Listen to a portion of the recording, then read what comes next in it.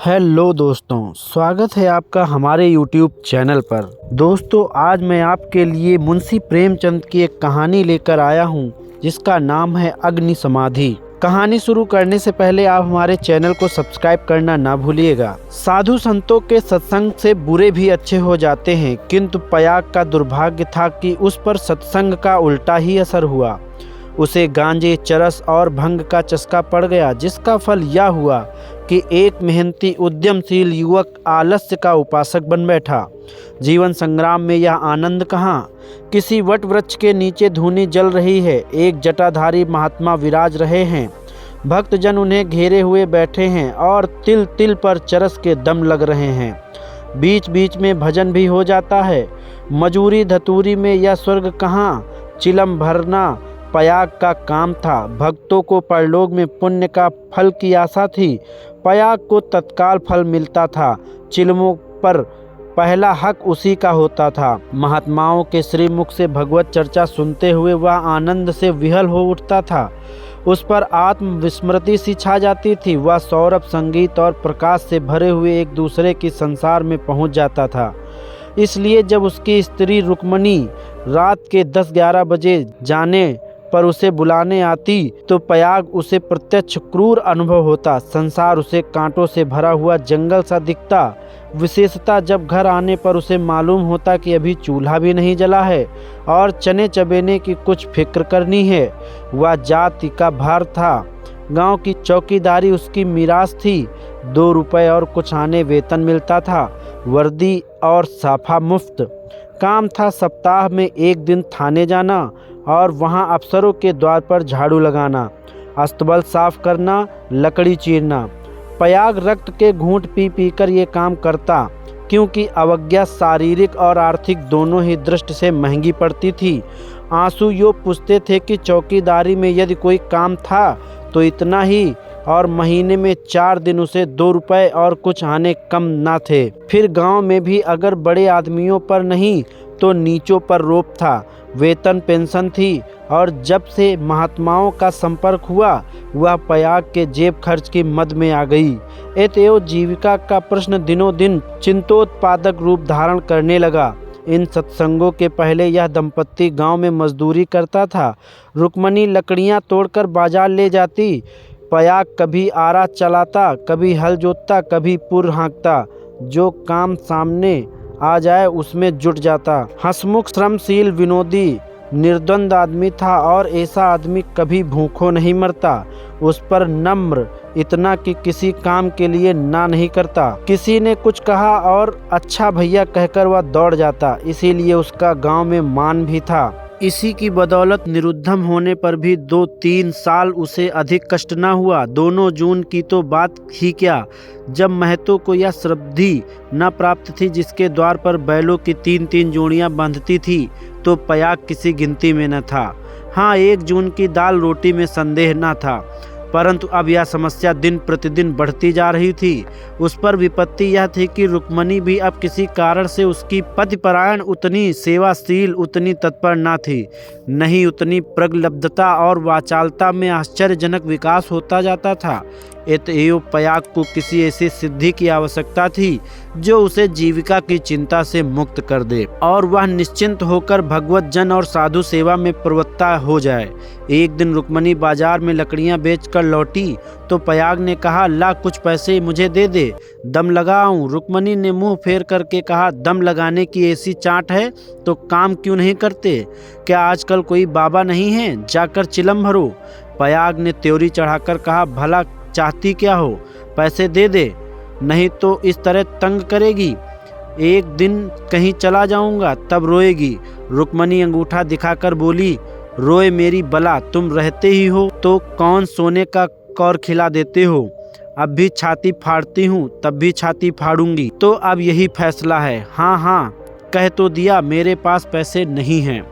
गहने बनवाने के लिए पैसे हैं और मैं 4 पैसे मांगता हूँ तो यूँ जवाब देती है।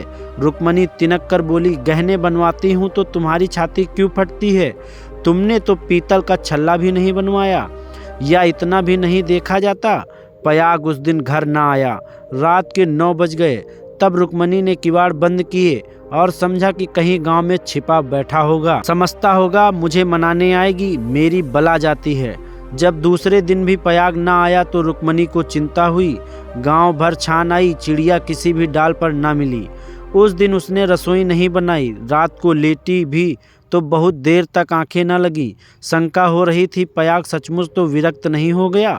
उसने सोचा प्रातःकाल पत्ता पत्ता छान डालूंगी, किसी साधु संत के साथ होगा, जाकर थाने में रपट कर दूंगी। अभी तड़का ही था कि रुक्मणी थाने में चलने को तैयार हो गई।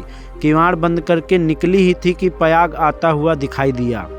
पर वह अकेला न था, उसके पीछे पीछे एक स्त्री भी थी। उसकी छींट की साड़ी, रंगी हुई चादर, लंबा घूंघट और शर्मीली चाल देखकर रुक्मणी का कलेजा धक्क हो गया। वह एक क्षण हतबुद्धि सी खड़ी रह गई।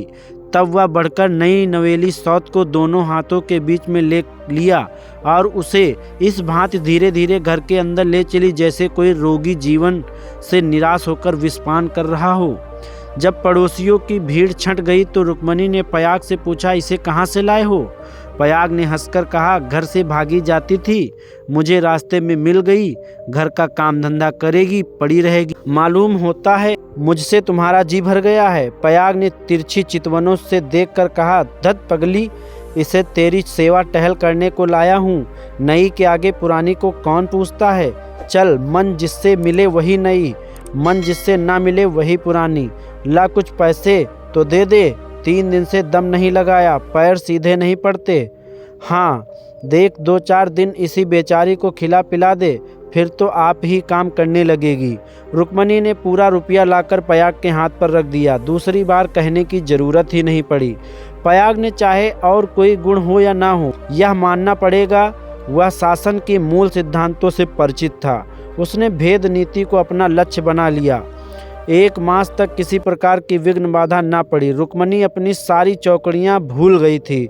बड़े तड़के उठती, कभी लकड़ियाँ तोड़कर, कभी चारा काटकर, कभी उपले पात कर बाजार ले जाती। वहाँ जो मिलता उसका आधा तो पयाग के हत्थे चढ़ा देती, आधों में घर का काम चलता। वह सौत को कोई काम ना करने देती। पड़ोसियों से कहती, बहन सौत है तो क्या है, अभी कल की बहुरिया है, 2-4 महीने भी आराम ना कर सकेगी तो क्या याद करेगी, मैं तो काम करने को हूँ ही। गांव भर में रुक्मणी ने शील स्वभाव का बखान होता था, पर सत्संगी घाघ पयाग सब कुछ समझता था और अपनी नीति की सफलता पर प्रसन्न होता था। एक दिन बहू ने कहा, दीदी अब तो घर में बैठे बैठे जी उबता है, मुझे भी कोई काम दिला दो। रुक्मणी ने स्नेह सिंचित स्वर में कहा, क्या मेरे मुँह में कालिक पुतवाने पर लगी हुई है? भीतर का काम किए जा, बाहर के लिए मैं हूँ ही। बहू का नाम कौशल्या था, जो बिगड़कर सिलिया हो चुका था। इस वक्त सिलिया ने कुछ जवाब ना दिया, लेकिन वह लड़कियों की दशा अब उसके लिए असहाय हो गई थी। वह दिन भर घर का काम करते करते मरे, कोई नहीं पूछता। रुक्मणी बाहर से 4 पैसे लाती तो घर की मालकिन बनी हुई है, अब सिलिया भी मजूरी करेगी और मालकिन का घमंड तोड़ देगी। पयाग पैसों का यार है, यह बात उससे अब छिपी ना थी। जब रुक्मणी चारा लेकर बाजार चली गई तो उसने घर की टटिया लगाई और गांव का रंग ढंग देखने के लिए निकल पड़ी। गांव में ब्राह्मण, ठाकुर, कायस्थ, बनिए सभी थे। सिलिया ने सील और संकोच का कुछ ऐसा स्वांग रचा कि सभी स्त्री उस पर मुग्ध हो गईं। किसी ने चावल दिया, किसी ने दाल, किसी ने कुछ। नई बहू की आव भगत कौन ना करता। पहले ही दौरे में सिलिया को मालूम हो गया कि गांव में पिसनहारी का स्थान खाली है और वह इसी काम को करेगी। वह यहाँ से लौटी तो उसके सिर पर गेहूं से भरी हुई एक टोकरी थी। पयाग ने पहर रात ही से चक्की की आवाज़ सुनी तो रुक्मणी से बोला, आज तो सिलिया अभी से पीसने लगी। रुक्मणी बाजार से आटा लाई थी। अनाज और आटे के भाव में विशेष अंतर न था। उसे आश्चर्य हुआ कि सिलिया इतने सवेरे क्या पीस रही है। उठकर कोठरी में आई तो देखा कि सिलिया अंधेरे में बैठी हुई कुछ पीस रही है। उसने जाकर उसका हाथ पकड़ लिया और टोकरी को उठाकर बोली, तुझसे किसने पीसने को कहा? किसका अनाज पीस रही है? सिलिया ने निशंक होकर कहा, तुम जाकर आराम से सोती क्यों नहीं? मैं पीसती हूँ तो तुम्हारा क्या बिगड़ता है? चक्की की घुमुर घुमुर भी नहीं सही जाती। लाओ टोकरी दे दो, बैठे बैठे कब तक खाऊंगी? 2 महीने तो हो गए, मैंने तो तुमसे कुछ कहा भी नहीं। तुम कहो चाहे ना कहो, अपना धर्म भी तो है कुछ। तू अभी यहाँ के आदमियों को नहीं जानती। आटा तो पिसाते सबको अच्छा लगता है, पैसे देते रोते हैं। किसका गेहूँ है? मैं सवेरे उसके घर पटक आऊँगी। सिलिया ने रुक्मणी के हाथ से टोकरी छीन ली और बोली, पैसे क्यों ना देंगे? कुछ बेकार करती हूँ, तू ना मानेगी, तुम्हारी लड़की बनकर ना रहूँगी। यह तकरार सुनकर पयाग भी आ पहुँचा और रुक्मणी से बोला, काम करती है तो करने क्यों नहीं देती? अब क्या जन्म भर बहुरिया ही बनी रहेगी? हो तो गए 2 महीने, तुम क्या जानो, नाक तो मेरी कटेगी। सिलिया बोल उठी, तो क्या कोई बैठे खिलाता? चौका बर्तन झाड़ू बहारू रोटी पानी पीसना कूटना यह सब कौन करता है? पानी खींचते खींचते मेरे हाथों में घट्टे पड़ गए, मुझसे अब सारा काम ना होगा। पयाग ने कहा, तो तू ही बाजार जाया कर, घर का काम रहने दे, रुक्मणी कर लेगी। रुक्मणी ने आपत्ति की, ऐसी बात मुझसे निकालते लाज ना आई? 3 दिन की बहुरिया बाजार में घूमेगी तो संसार क्या कहेगा? सिलिया ने आग्रह करके कहा, संसार क्या कहेगा? अब कोई ऐब करने जाती हूँ। सिलिया की डिग्री हो गई, आधिपत्य रुक्मणी के हाथ से निकल गया। सिलिया की अमलदारी हो गई। जवान औरत थी, गेहूँ पीस कर उठी तो औरों के साथ घास छीलने चली गई और इतनी घास छीली कि सब दंग रह गए। गट्ठा उठाए न उठता था। जिन पुरुषों को घास छीलने का बड़ा अभ्यास था उनसे भी उसने बाजी मार ली। यह गट्ठा 12 आने पर बिका। सिलिया ने आटा चाल दावल तेल नमक तरकारी मसाला सब कुछ लिया और 4 आने बचा भी लिए। रुक्मणी ने समझ रखा है कि सिलिया बाजार से 2-4 पैसे बचा के लौटेगी तो उसे डांटूंगी और दूसरे दिन से फिर बाजार जाने लगूंगी, फिर मेरा राज्य हो जाएगा। पर यह सामान देखे तो उसकी आंखें खुल गई। पयाग खाने बैठा तो मसालेदार तरकारी का बखान करने लगा। महीनों से ऐसी स्वादिष्ट वस्तु मयस्सर न हुई थी। बहुत प्रसन्न हुआ। भोजन करके वह बाजार जाने लगा तो सिलिया बरोठे में खड़ी मिल गई। बोला, आज पैसे कितने मिले? 12 आने मिले थे, सब खर्च कर डाले, कुछ बचे हों तो मुझे दे दे। सिलिया ने बचे हुए 4 आने पैसे दे दिए। पयाग पैसे खनखनाता हुआ बोला, तूने तो आज माला माल कर दिया। रुक्मणी तो 2-4 पैसों में ही टाल देती थी। मुझे गाड़ कर रखना थोड़े ही है, पैसा खाने पीने के लिए है, गाड़ने के लिए नहीं। अब तू ही बाजार जाया कर, रुक्मणी घर का काम करेगी। रुक्मणी और सिलिया में संग्राम छिड़ गया। सिलिया पयाग पर अपना आधिपत्य जमाए रखने के लिए जान तोड़ परिश्रम करती। पहर रात ही से उसकी चक्की की आवाज़ कानों में गूंजने लगती। दिन निकलते ही घास लाने चली जाती और जरा देर सुस्ताकर बाजार की राह लेती। वहाँ से लौटकर भी वह बेकार न बैठती, कभी सन काटती, कभी लकड़ियाँ तोड़ती। रुक्मणी उसके प्रबंध में बराबर ऐब निकालती और जब अवसर मिलता तो गोबर बटोर कर उपले पाती और गांव में बेचती।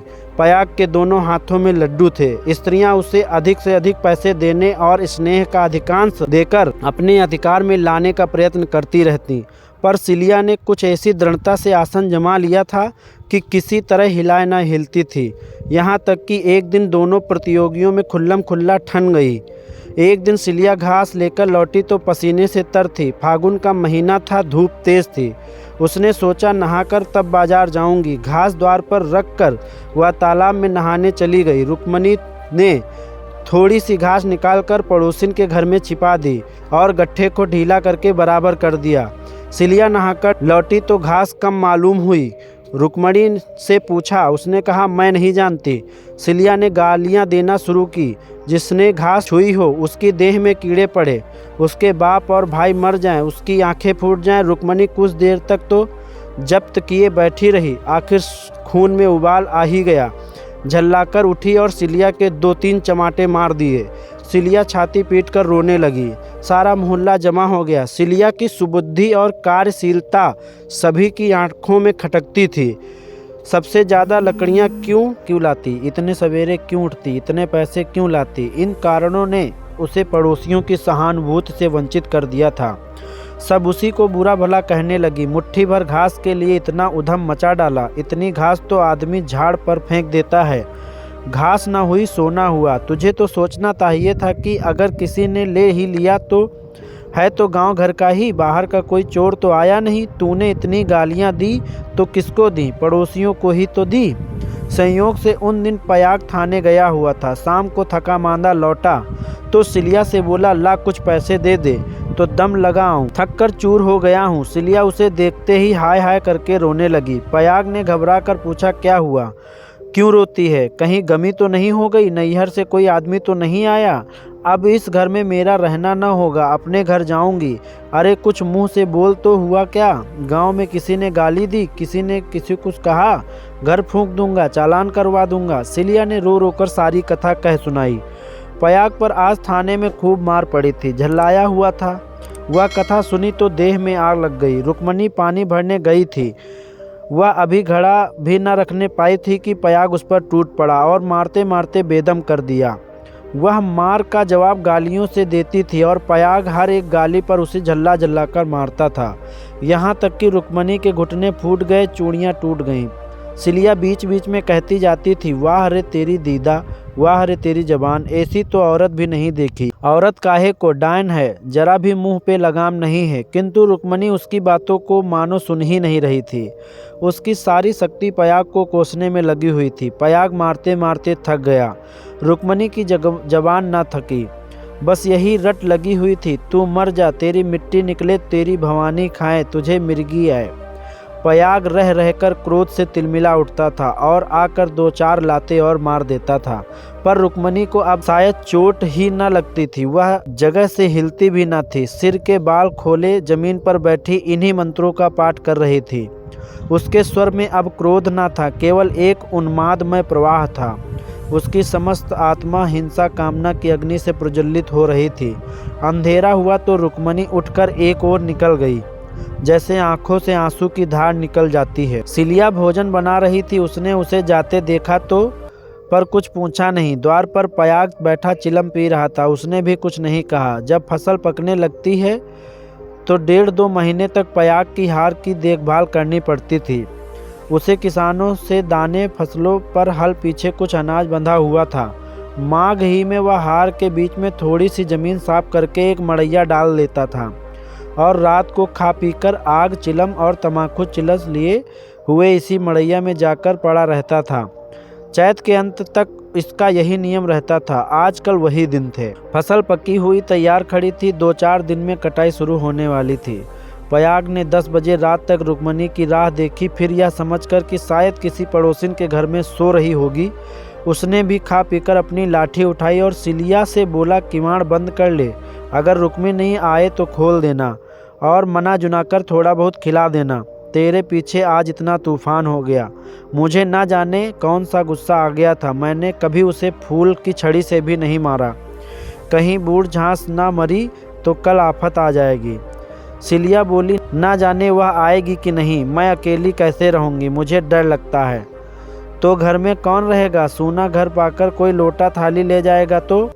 डर किस बात का, फिर रुक्मणी आती ही होगी। सिलिया ने अंदर ही डट्ठी बंद कर ली। पयाग हार की ओर चला गया, चरस की तरंग में भजन गाता जाता था। सहसा सिवाने पर पहुंचते ही उसने देखा कि सामने हार में किसी ने आग जलाई। एक क्षण में एक ज्वाला सी दहक उठी। उसने चिल्लाकर पुकारा, कौन है वहाँ? अरे यह आग कौन जलाता है? ऊपर उठती हुई ज्वालाओं ने अपनी आग्नेय जिह्वा से उत्तर दिया। यह पयाग को मालूम हुआ कि उसकी मड़ैया में आग लगी हुई है। उसकी छाती धड़कने लगी। इस मड़ैया में आग लगाना रुई के ढेर में आग लगाना था।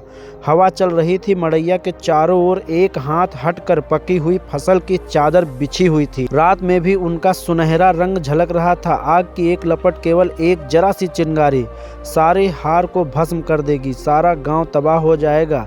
इसी हार से मिले हुए दूसरे गांव के भी हार थे, वे सभी जल उठेंगे। ओ, लपटें बढ़ती जा रही थी। अब विलंब करने का समय न था। पयाग ने अपना उपला और चिलम वहीं पटक दिया और कंधों पर लोहबंद लाठी रखकर बेहताशा मड़ैया की तरफ दौड़ा।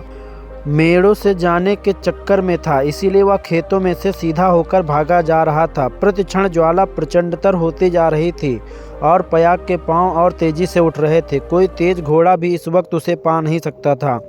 अपनी तेजी पर स्वयं आश्चर्य हो रहा था। जान पड़ता था पांव भूमि पर पड़ते ही नहीं। उसकी आंखें मड़ैया पर लगी हुई थीं, दाहिने बाएं से और कुछ न सोचता था। इसी एकाग्रता ने उसके पैरों पर लगे पर लगा दिए थे। न दम फूलता न पांव थकते। 3-4 फरलांग उसने 2 मिनट में तय कर लिए और मड़ैया के पास जा पहुंचा। मड़ैया के आसपास कोई नहीं था। किसने यह कर्म किया है यह सोचने का मौका न था, उसे खोजने की तो बात ही और थी। पयाग का संदेह रुक्मणी पर हुआ, पर यह क्रोध का समय न था। ज्वालाएं कुचाली बालकों की भांति ढट्टा मारती, धक्कम धक्का करती, कभी दाहिने ओर लपकती और कभी बाईं तरफ। बस ऐसा मालूम होता था कि लपट अब खेत तक पहुंची, अब पहुंची, मानो ज्वालाएं आग्रहपूर्वक क्यारियों की ओर बढ़ती और असफल होकर दूसरी बार फिर दूने वेग से लपकती थी। आग कैसे बुझे, लाठी से पीटता कर बुझाने का गौ न था, वह तो निरी मूर्खता थी। फिर क्या हो, फसल जल गई तो फिर वह किसी को मुंह न दिखा सकेगा। आह, गांव में कोहराम मच जाएगा, सर्वनाश हो जाएगा। उसने ज्यादा नहीं सोचा, गवारों को सोचना नहीं आता। पयाग ने लाठी संभाली, जोर से एक छलांग मारकर आग के अंदर मड़ैया के द्वार पर जा पहुंचा। जलती हुई मड़ैया को अपनी लाठी पर उठाया और उसे सिर पर लिए सबसे चौड़ी मेड़ पर गांव की तरफ भागा। ऐसा जान पड़ा मानो कोई अग्नियान हवा में उड़ता चला जा रहा है। फूस की जलती हुई धज्जियां उसके ऊपर गिर रही थी, पर इसे इसका ज्ञान न था। एक बार एक मूठा अलग होकर उसके हाथ पर गिर पड़ा। सारा हाथ भुन गया, पर उसके पांव पल भर भी नहीं रुके। हाथों में जरा भी हिचक न हुई। हाथों का हिलना खेती का तबाह होना था। पयाग की ओर से अब कोई शंका न थी। अगर भय तो था यही कि मड़ैया वह केंद्र का भाग जहां लाठी का कुंडा डालकर पयाग ने उसे उठाया था ना जल जाए, क्योंकि छेद के फैलते ही मड़ैया उसके ऊपर आ गिरेगी और अग्नि समाधि में मग्न कर देगी। पयाग यह जानता था और हवा की चाल से उड़ता चला जा रहा था।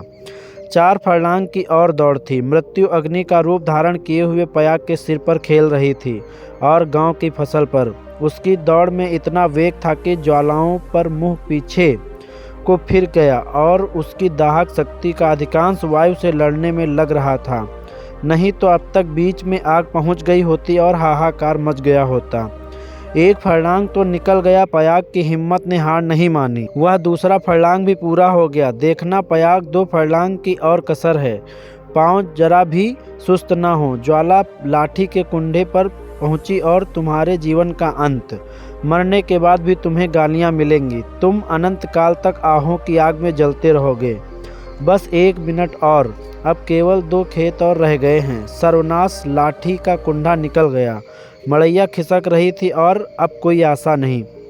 पयाग प्राण छोड़कर दौड़ रहा था। वह किनारे का खेत आ पहुंचा। अब केवल 2 सेकंड का मामला था। विजय का द्वार सामने 20 हाथ पर खड़ा स्वागत कर रहा था। उधर स्वर्ग है, इधर नर्क। मगर वह मड़ैया खिसकती हुई पयाग के सिर पर आ पहुंची। वह अब भी उसे फेंक कर अपनी जान बचा सकता था, पर उसके प्राणों का मोह नहीं। वह उस जलती हुई आग को सिर पर लिए भागा जा रहा था। वहां उसके पांव लड़खड़ाए।